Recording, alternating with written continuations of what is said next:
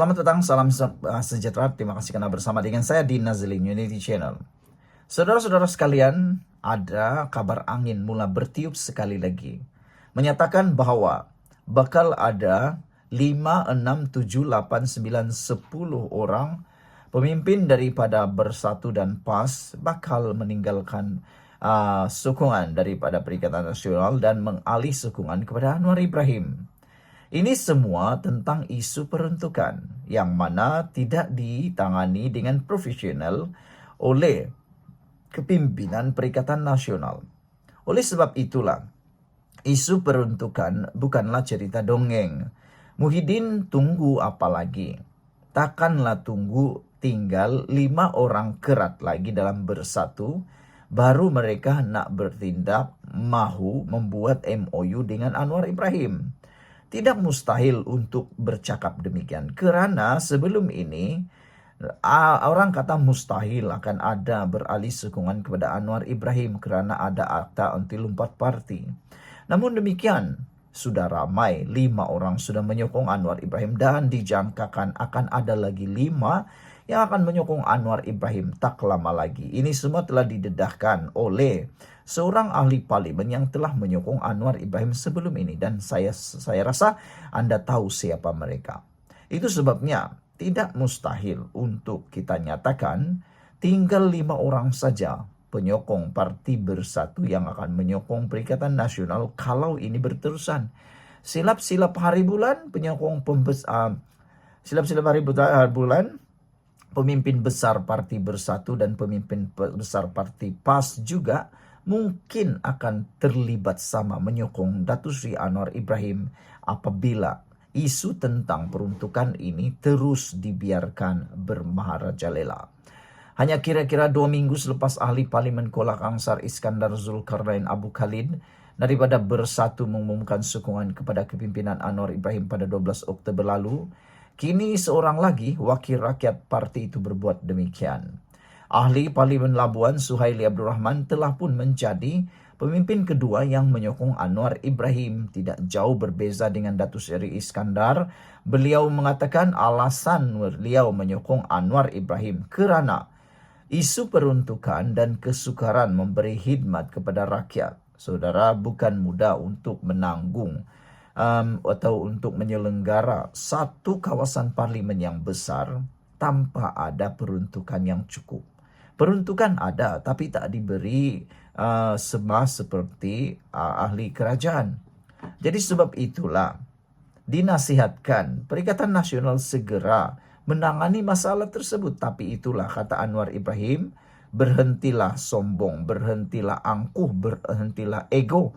Pergi berbincang dengan Fadila Yusuf, Perdana Menteri Malaysia, Timbalan Perdana Menteri Malaysia, untuk membincangkan hal peruntukan ini.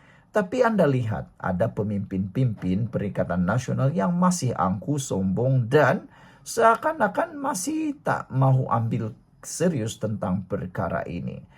Oleh sebab itu, bagaimana saudara-saudara sekalian, menoleh ke belakang, keputusan ini sebenarnya bukanlah sesuatu yang amat mengejutkan, yaitu sokongan 5 ahli parlimen terhadap Anwar Ibrahim. Ini kerana sebelum ini telah pun diwar-warkan oleh beberapa orang penganalisis politik, pemerhati politik, bahwa akan ada lagi sokongan kepada Anwar Ibrahim, tapi mereka ambil enteng, tak ambil berat, sambil lewat terhadap amaran tersebut. Dalam tulisan-tulisan yang dibuat oleh beberapa penulis blog yang terkenal seperti sabudin.com, mereka kata ada beberapa maklumat yang mereka peroleh sebelum itu, sebelum peralihan sokongan Suhaili daripada ahli parlimen Labuan. Kerana beliau kata itu bukan lagi cerita dongeng, itu cerita benar-benar merupakan satu cerita realiti dan hambatan yang pasti meresahkan ahli parlimen blok pembangkang ketika itu. Dengan itu dinyatakan jika Perikatan Nasional terus keras hati, degil untuk datang berbincang dengan kerajaan, dengan jelas menyebut bahawa ada lagi beberapa ahli parlimen lain akan mengambil langkah seperti 5 orang ahli parlimen yang sudah menyokong Anwar Ibrahim. Jadi, jika para penganalisis politik para pemerhati politik pun mampu mendapatkan maklumat sesulit itu, bagaimana mungkin pemimpin Bersatu dan Perikatan Nasional pula tak tahu apa-apa? Oleh sebab itulah dalam hal demikian, berikutan Perikatan Nasional semakin hari semakin keberatan, degil dan keras hati untuk berbincang dengan Anwar Ibrahim bagi membincangkan soal peruntukan yang telah disediakan oleh kerajaan ini tanpa syarat, kata Anwar Ibrahim. Maka tindakan lima ahli parlimen yang telah menyokong Anwar Ibrahim tidak lain adalah salah Muhyiddin sendiri, kata Sabudin.com.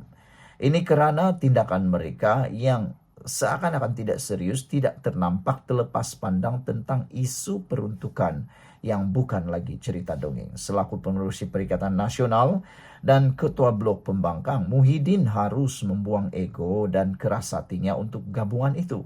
Datang berbincang dengan kerajaan. Demi kepentingan rakyat, beliau wajar mencontohi Anwar yang ketika mengetuai Pakatan Harapan menjadi Ketua Pembangkang telah menganggap sanggup datang bertemu Perdana Menteri pada waktu itu, yaitu Ismail Sabri Yaakob, sehingga terwujudnya MOU antara kerajaan dan pembangkang. Jangan pula kata mereka tak tahu. Jangan pula kata Muhyiddin tak tahu bagaimana caranya. Kerana pada waktu itu, Muhyiddin adalah salah seorang daripada pemimpin dalam Kerajaan Perikatan Nasional Barisan Nasional pada waktu era Ismail Sabri Yaakob.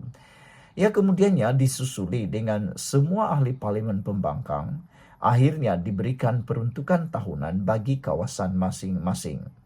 Jika Muhyiddin rasa malu, cukup atas kapasitinya sebagai Ketua Blok Pembangkang untuk beliau membuat kenyataan media saja berkenan dengannya, dan kemudian biarlah Hamzah Zainuddin selaku Ketua Pembangkang mengadakan perbincangan dengan Fadilah Yusof, timbalan Perdana Menteri Malaysia yang telah diberi tugas oleh Anwar Ibrahim untuk menyelesaikan perkara tersebut. Malah Anwar juga pernah menyebut, hari ini selesai perbincangan dengan Fadilah, esok peruntukan akan segera disalurkan. Maka tunggu apa lagi? Muhyiddin nak tunggu apa lagi? Takkan nak tunggu sudah sampai barai barulah nak bertindak. Jangan sampai nasi sudah menjadi bubur. Lagi pula sebarang usaha untuk menebuk atap dan menjatuhkan kerajaan sudah jadi perkara mustahil sekarang ini. Melainkan kena tunggu ketibaan PRU16 saja untuk berbuat demikian. Namun, kenapa masih mau diseksa ahli-ahli parlimen dengan kesengsaraan 4 tahun lagi menjalankan kewajipan tanpa peruntukan? Atau Muhyiddin tak kisah melihat lebih ramai lagi ahli parlimen Perikatan Nasional bertindak seperti Kuala Kangsar dan Labuan selepas ini? Sekian dulu untuk kali ini. Jangan lupa tinggalkan komen Anda, tekan butang subscribe. Malaysia kita punya, kita jaga sama-sama cintai Malaysiaku. Bye-bye.